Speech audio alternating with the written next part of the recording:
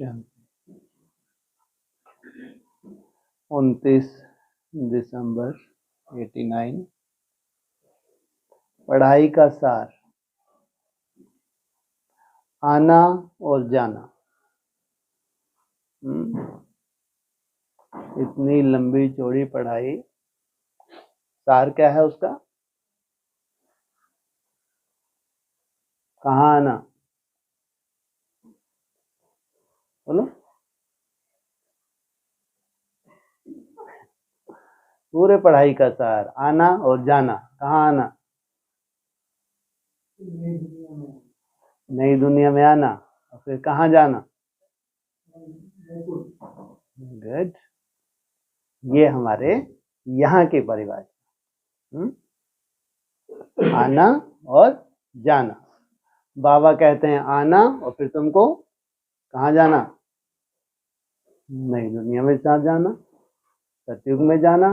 पहले परम धाम आना और फिर सतयुग जाना। हम क्या कहेंगे? पहले आना फिर जाना। अव्यक्त बाप दादा अपने बच्चों प्रति बोले, आज मुरलीधर बाप अपने मास्टर मुरलीधर बच्चों को देख रहे हैं। मुरलीधर, मुरली सुने सुनाने वाले नहीं, बहुत है, धारण करने वाले। सभी बच्चे मुरली और मिलन के चात्रक हैं।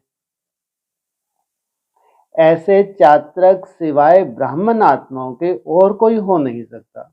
ब्राह्मण आत्माओं के, ब्राह्मण अर्थात पवित्र, ऐसी पवित्र आत्माओं के वो हैं चात्रक।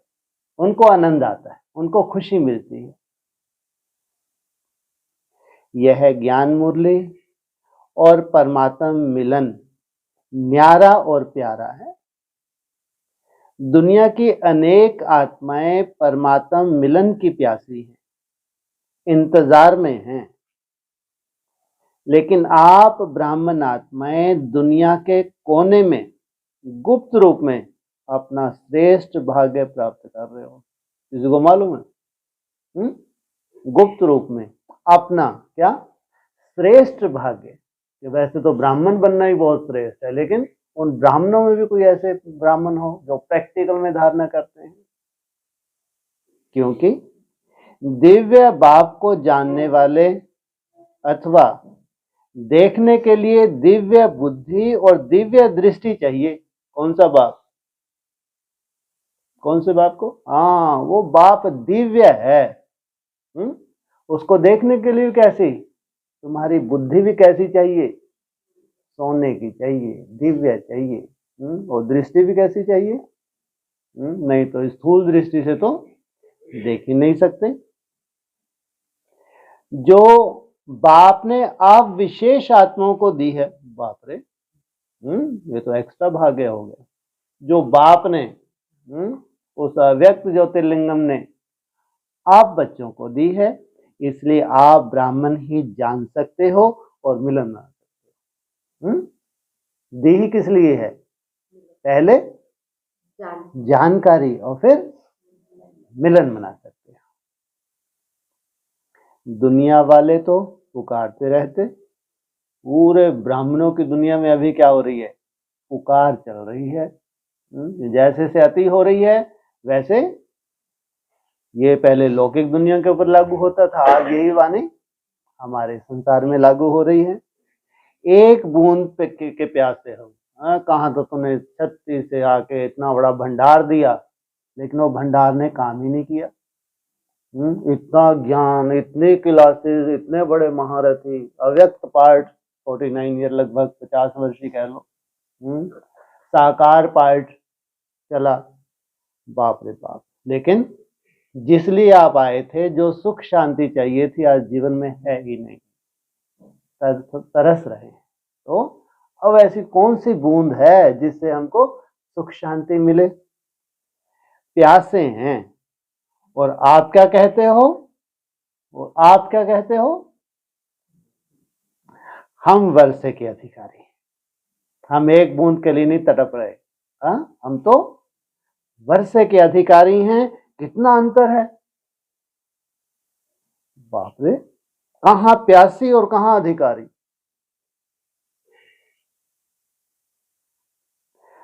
अभी भी सभी अधिकारी बनकर अधिकार से आकर पहुंचे हो। अधिकारी बनकर यहाँ आओ, किस लिए आए हो? अधिकार से, वर्षा लेने के लिए। तो थोड़ी मेहनत हाँ, बात है वर्षा लेने की है तो थोड़ी तो मेहनत होगी नहीं होगी? और ये वर्षा इसी जन्म में लेना है, मरने के बाद लेना है। और कितना लंबा समय ये वर्षा चलना है। और घोर नरक में स्वर्ग की सौगात। दुनिया की तो बात छोड़ो, ब्राह्मणों की दुनिया भी कितना स्वयमान, उस वक्त कितने साधारण, और उसकी निगाह में असाधारण। ब्राह्मणों की निगाह में तुम क्या हो? कोई वैल्यू है? और ये मक्खी की तरह निकाल के तुमको क्या कर दिया, ये वैल्यू है तुम्हारी। लेकिन भगवान की निगाह में दिल में यह नशा है कि हम अपने बाप के घर में अथवा अपने घर में आए हैं। ऐसे नहीं कहेंगे कि हम आश्रम में आए हैं। घर है ये आश्रम है? अपने घर में आए हैं ऐसे समझते हो ना। अधिकार की निशानी है अपनापन। कमरा लेके बैठ गई मैं तो। अधिकार की निशानी है अपनापन। अपने बाप के पास आए हैं, अपने परिवार में आए हैं। मेहनत करके नहीं आते, लेकिन बच्चे आए हैं अपने घर में। बच्चे आए या बन गए? बच गए। बच्चा बनना माना बच जाना। चाहे 4 दिन के लिए आए हो, लेकिन समझते हो मधुवन अपने स्थान पर पहुंच गए। ये 4 दिन का विशेष रट्टा पहले भी लगाया था नहीं? ये क्या खास बात है? ये 4 दिन कब से कब? जब से डंडे कोई विशेष चलने लगे। तब से 4 दिन। बोलो, यही नहीं मालूम? 12 को भी बोला था। वो 4 दिन अभी चल रहे हैं, कल समाप्त होंगे।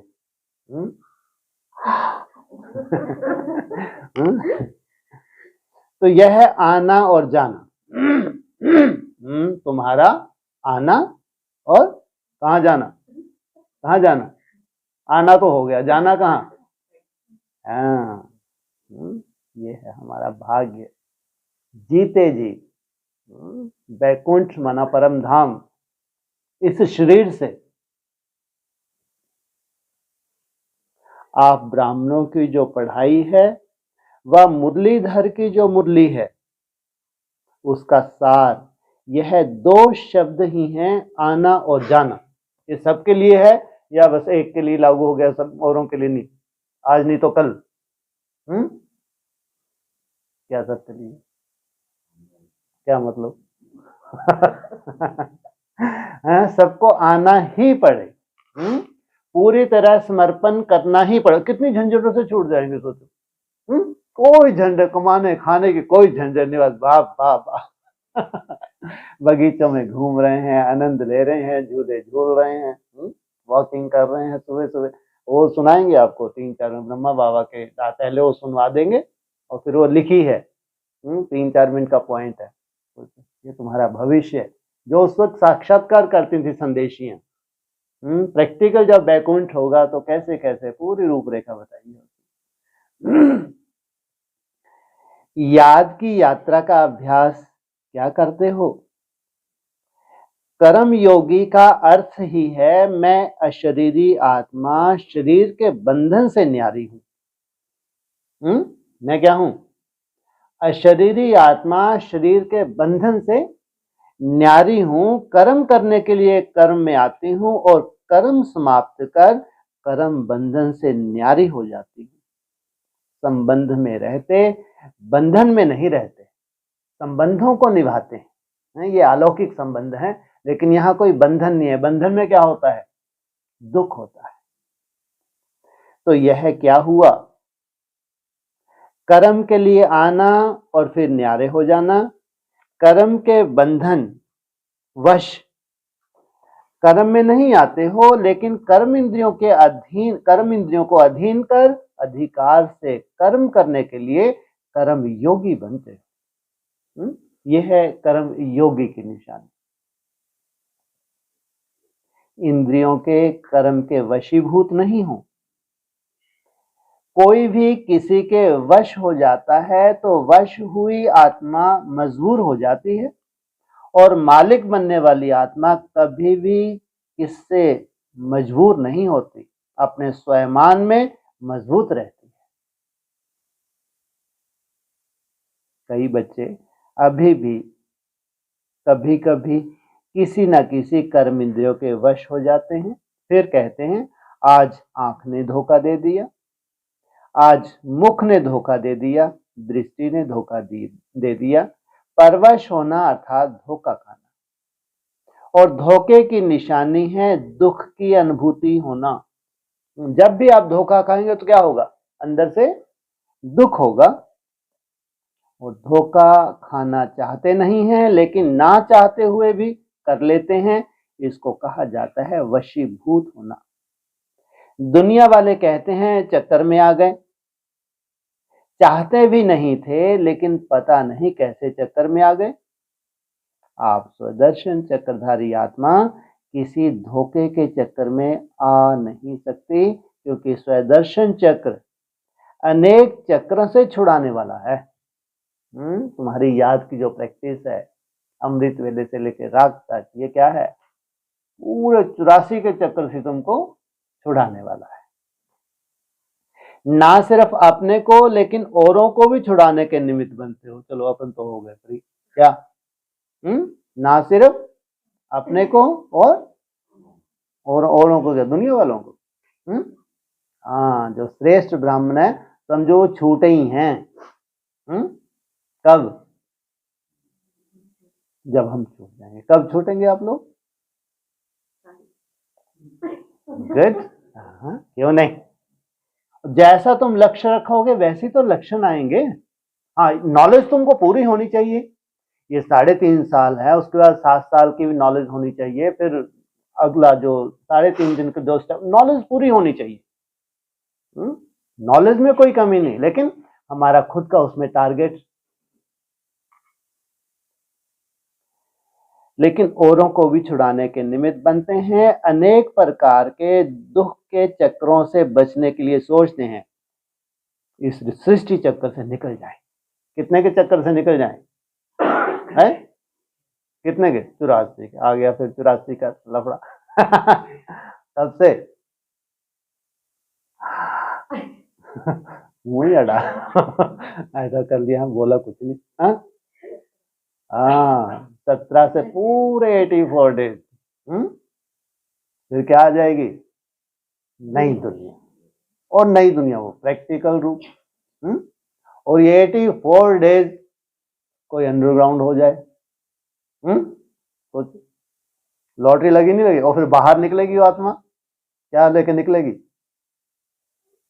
84 दिन अंडरग्राउंड हो गई। 84 डेज के बाद बाहर निकली, क्या निकले लेके निकली? हैं जी? नया जन्म। क्या लेके निकली? आत्मा बन के निकली। बच्चा अच्छा बोलता है। क्या बन के निकली? लो, अरे 84 दिन 84 जन्म का उसका अपना एक चक्कर है। उस चक्कर में वो अंडरग्राउंड हो गई, भट्टी में चलेगी। अब भट्टी में तो क्या निकले लेके निकलेगी? लो, तो बहुत बड़ा पर है जी।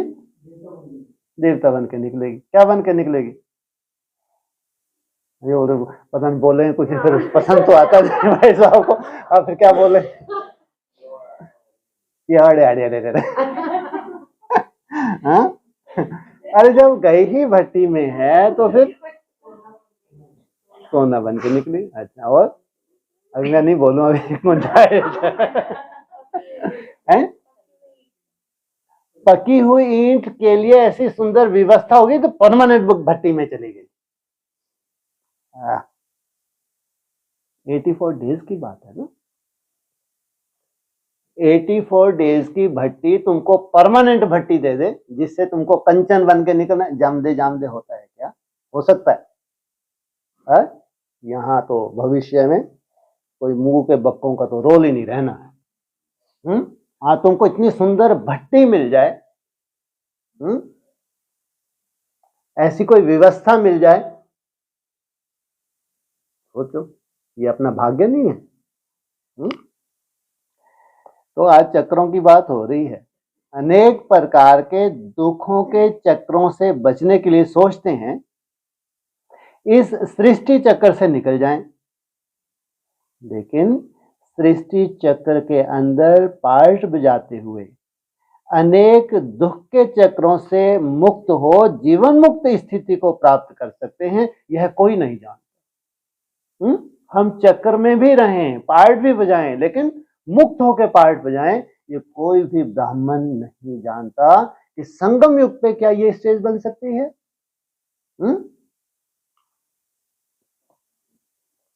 आप चैलेंज करते हो कि हम आपको जीवन में मुक्ति डबल दिला सकते हैं, जीवन भी हो और मुक्ति भी हो। सतयुग की बात नहीं है। ये क्या कहते हैं, वो तो यहां हो नहीं सकता। क्यों? किसी दादी ने, किसी दीदी ने, किसी दादा ने अनुभव ही नहीं सुनाया, तो यह कैसे हो सकता? भक्ति मार्ग वाले हैं ना, जब तक किसी गुरु ने नहीं बताया हम कैसे माने? और ये वाणी क्या बोल रही है? तो जीवन भी हो और मुक्ति भी हो, ऐसी चैलेंज की है। हमारा शरीर छोड़ के जीते जी चल रहा कार्यक्रम। और कल फिर क्या हो गया? शाम को ज्यादा अंडरग्राउंड चले गए थे। तो ऐसी चैलेंज की है ना। नशे से कहते हो कि जीवन मुक्ति आपका और हमारा जन्म सिद्ध अधिकार है, तो स्वदर्शन चक्रधारी अर्थात दुख के चक्रों से मुक्त रहने वाले, ये है हमारा स्वदर्शन चक्र, ये है ज्ञान की पराकाष्ठा। और मुक्त करने वाले, जो स्वयं चक्र से मुक्त हो गया, वो दूसरों को भी चक्र से मुक्त कर सकता है। वशीभूत होने वाले नहीं, लेकिन अधिकारी बन, मालिक बन, सर्व कर्म इंद्रियों से कर्म कराने वाले, धोखा खाने वाले नहीं, लेकिन औरों को भी धोखे से छुड़ाने वाले। यही अभ्यास करते हो ना, कर्म में आना और फिर न्यारे हो जाना। तो याद का अभ्यास क्या रहा? न्यारा बन के कर्म में आना, कर्म भी चले और तुम्हारा न्यारापन भी ना जाए। आना और जाना, तो याद का अभ्यास क्या रहा? आना और जाना।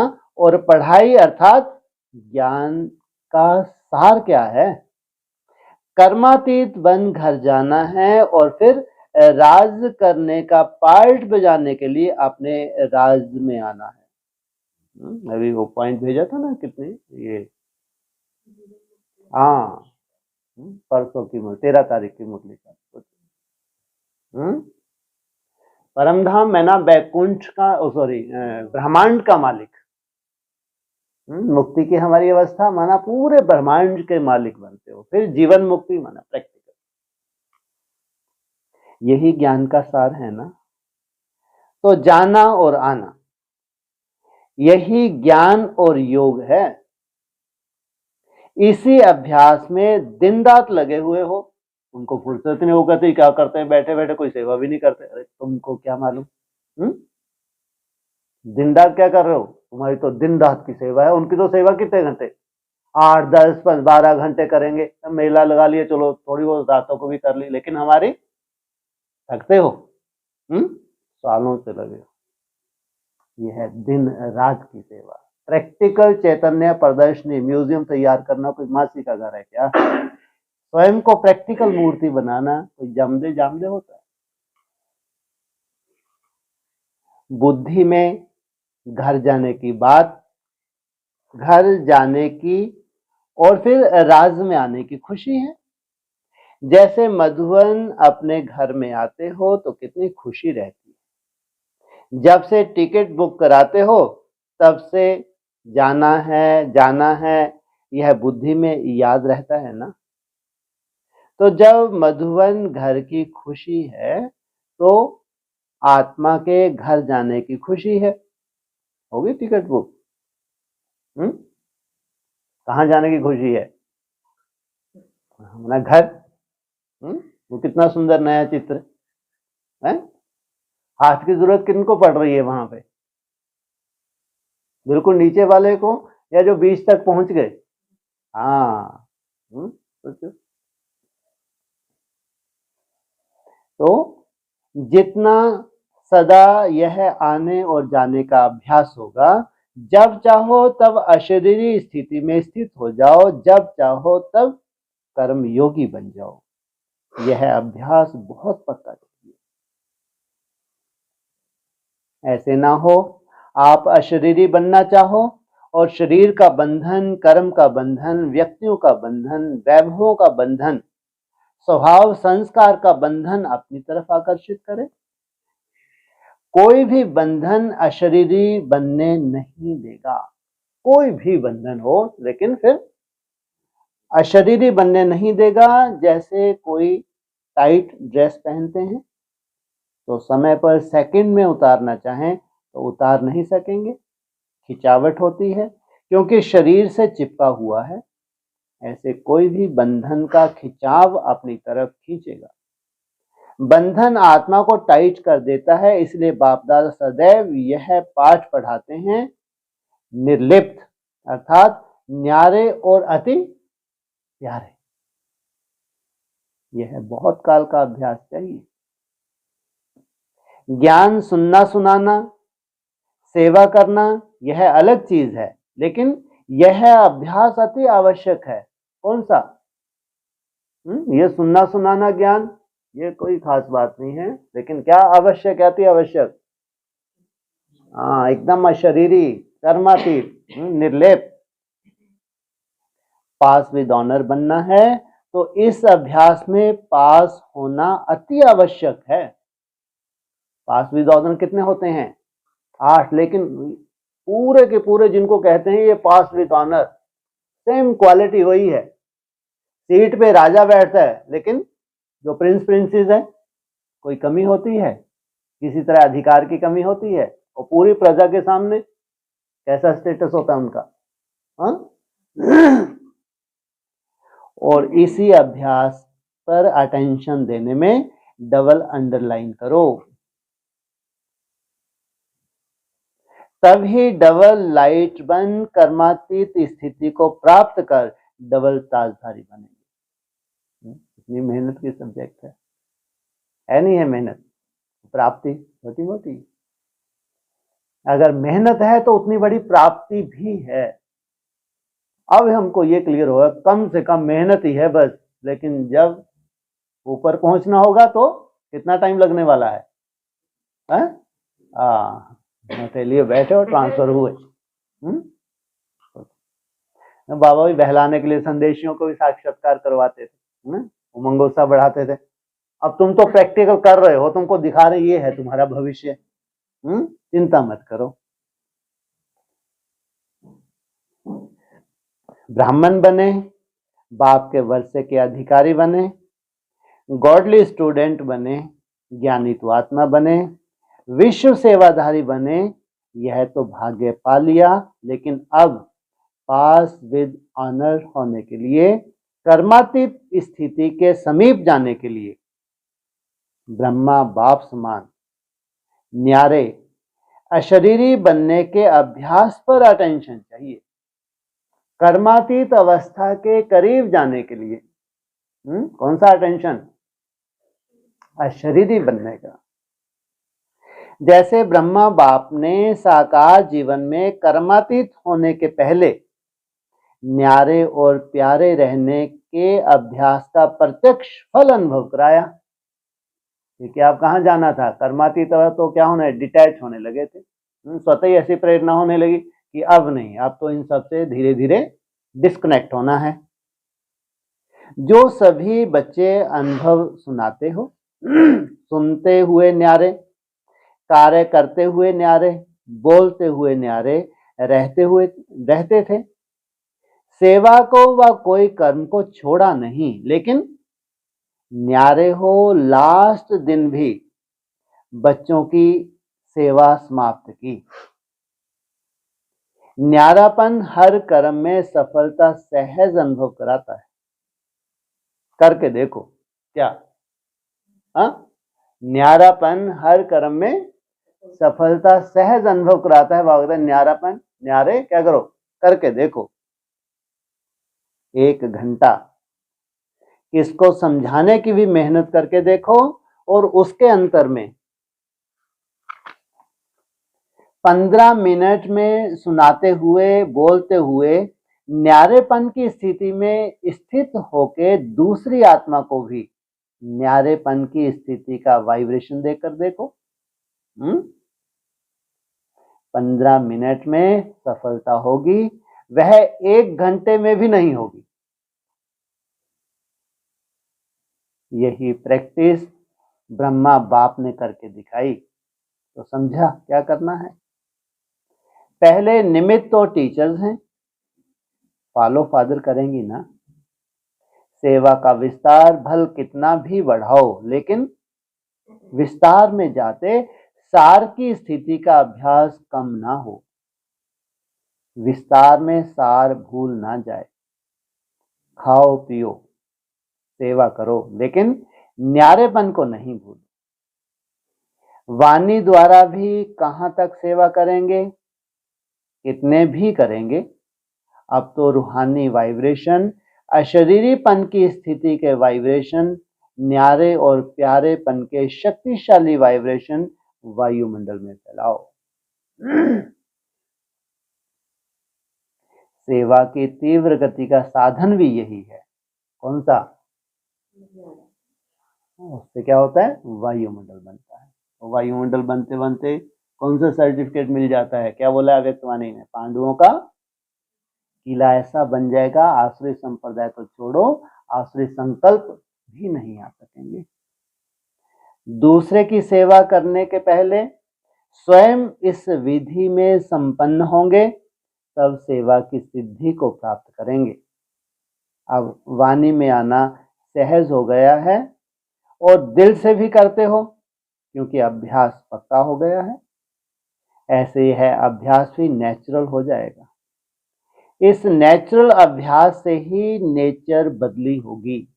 जो नेचर हम अपनी बदलनी चाहते हैं, नेचुरल अभ्यास होगा तो बदल जाएगी। चाहे मनुष्य आत्माओं की नेचर, चाहे प्रकृति की नेचर। समझा? लो, ये तो समझो काम हुआ ही पड़ा है। क्या? कौन से मनुष्य? जिनका सुंदर सुंदर मंथन चल रहा है अभी, वो मनुष्यों की, या फिर प्रकृति। समझा? मुश्किल तो नहीं लगता है ना।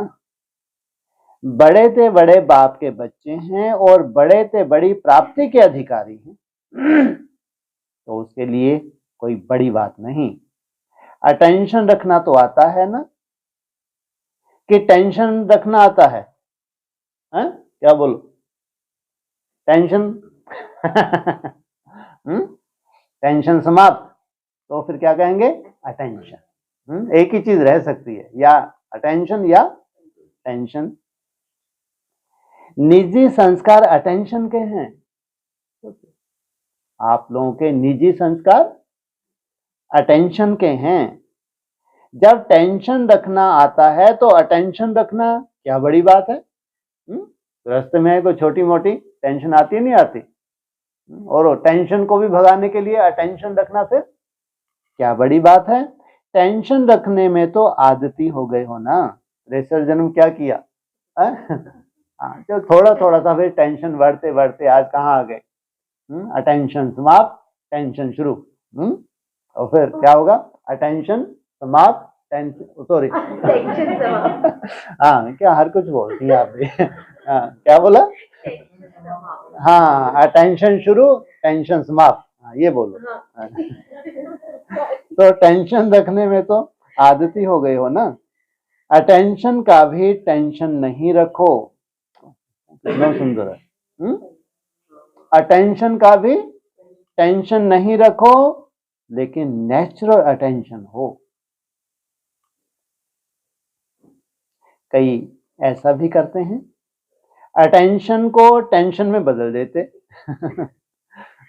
इसलिए होता है, अटेंशन को अटेंशन के रूप में करो, बदली नहीं करो।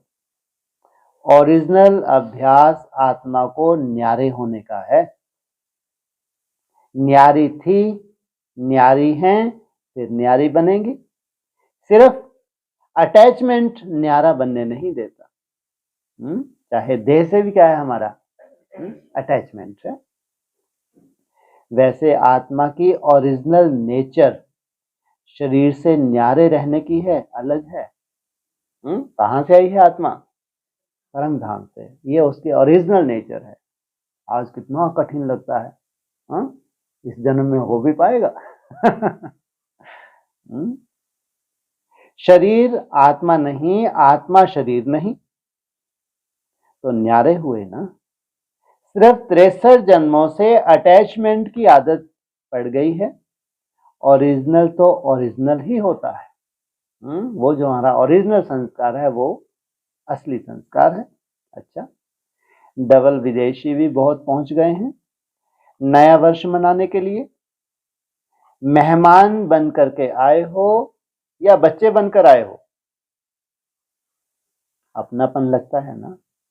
बाप दादा भी बच्चों को अपने घर में देख हर्षित होते हैं। बच्चे सदैव घर का श्रृंगार होते हैं।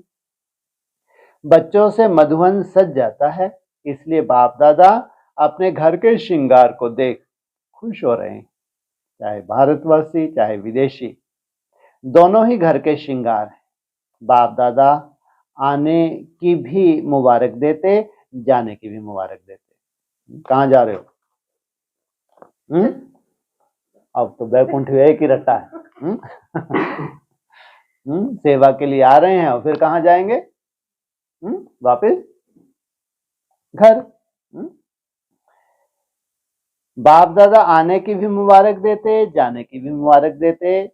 यहाँ आना भी अच्छा है, जाना भी अच्छा। आना अच्छा, आओगे तो क्या करोगे? कौन सी सेवा?